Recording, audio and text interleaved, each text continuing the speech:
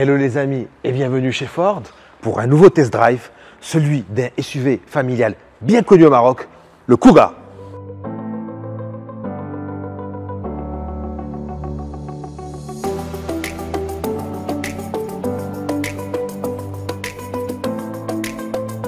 Moi, ce véhicule qui n'existe plus au Maroc en diesel, mais uniquement en hybride, il m'a surtout bluffé dès que je suis monté à bord et que j'ai démarré. Pourquoi? Parce que 1100. 1100 quoi?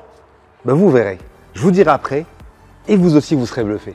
Donc 1100, retenez bien ce chiffre. Et en attendant, faisons connaissance avec le Kuga. Le Kuga, c'est d'abord un design qui plaît et immédiatement, surtout depuis le dernier restylage. Un lifting à travers lequel le visage du Kuga a été subtilement retravaillé pour gagner notamment un nouveau graphisme à LED des projecteurs qui sont désormais reliés par ce large bandeau lumineux.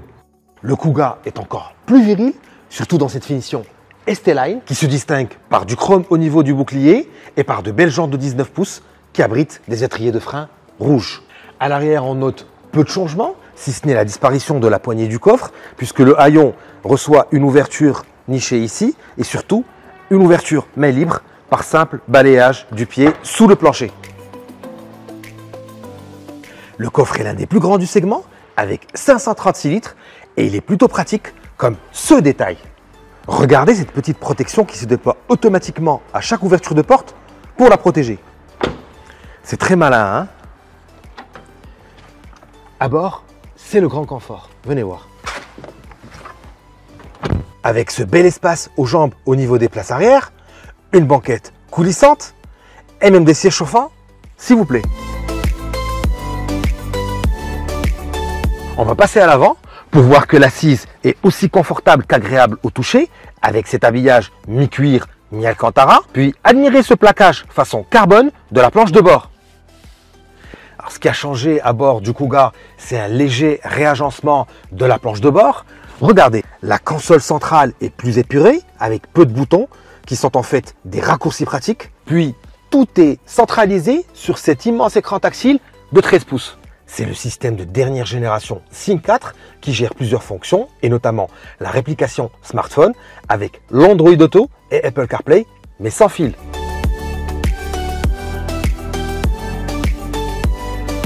Puis sur cette finition ST-Line, nous avons des équipements qui rendent agréables tous les trajets, puisque nous avons les réglages électriques des sièges en 12 voies, la fonction chauffage y compris pour le volant, une caméra à 360 degrés avec stationnement main libre, complètement automatique. Un immense toit ouvrant panoramique et même l'affichage tête haute. Allez, il est temps de prendre le volant, mais d'abord une petite remarque. Le bouton de démarrage était ici, il a changé d'emplacement, devenant plus accessible et ça c'est pratique. Puis enfin, voilà le moment où je vais vous révéler le mystère du chiffre 1100. Regardez, venez voir, c'est l'autonomie que propose ce Kuga hybride. 1100 km avec un seul plein de 54 litres. C'est impressionnant, non?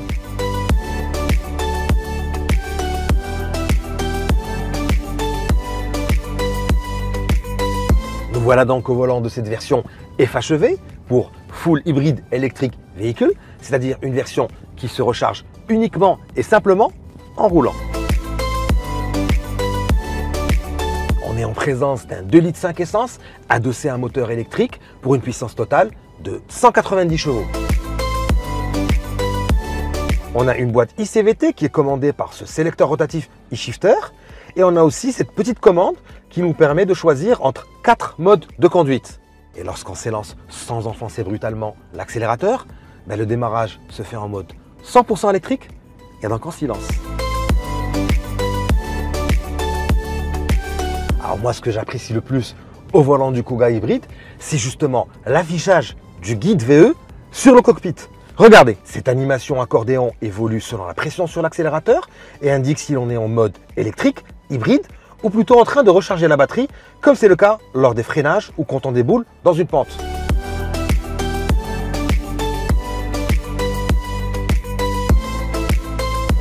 Puis on a d'autres équipements, non seulement l'affichage tête haute, mais un système actif de maintien dans la voie et aussi le régulateur de vitesse adaptatif.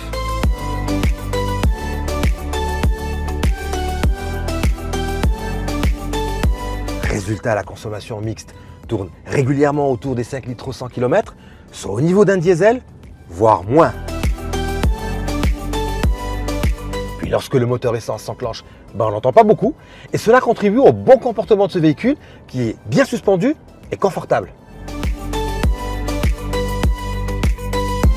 Que dire de plus, si ce n'est que le Kuga s'affiche à des prix très compétitifs, soit 380 000 dirhams pour la version Titanium et 430 000 dirhams pour la version ST Line qui était notre modèle d'essai.